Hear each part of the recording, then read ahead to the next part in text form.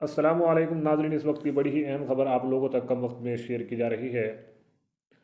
آئیے ناظرین، آپ کو خبر کی طرف لے چلتے ہیں۔ اسرائیل کے انتہائی دائیں بازو کے رہنما اور سلامتی کے وزیر اتمار بین گویر نے گزشتہ ہفتے مسجد اقصیٰ کے احاطے میں داخل ہو گئے تھے، جسے فلسطینی رہنماؤں نے غیر معمولی اشتعال انگیز اقدام قرار دیا تھا اور مسلم ملکوں کے علاوہ دنیا کے دیگر ملکوں نے بھی اس کی مذمت کی تھی۔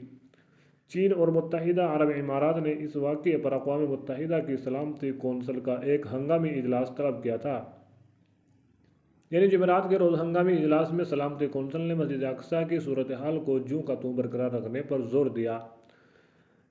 ہم اس نے اسرائیلی رہنما اور تمام بین غویر کے متنازع اقدام کے حوالے سے کسی طرح کی کارروائی کرنے سے گریز کیا۔ مسجد اقصیٰ مکہ مکرمہ کے مسجد حرام اور مدینہ منورہ مسجد نبوی کے بعد مسلمانوں کے لیے یہ تیسرا سب سے مقدس مقام سمجھا جاتا ہے۔ دہائیوں سے مسجد اقصیٰ میں صرف مسلمان کو ہی داخلے کی اجازت ہے۔ ناظرین، آپ کو بتاتے چلیں، خالد خیری نے اجلاس سے خطاب کرتے ہوئے بھی کہا تھا کہ سن 2017 کے بعد یہ پہلا موقع ہے جب کوئی اسرائیلی وزیر مسجد اقصیٰ کے احاطے میں داخل ہوا۔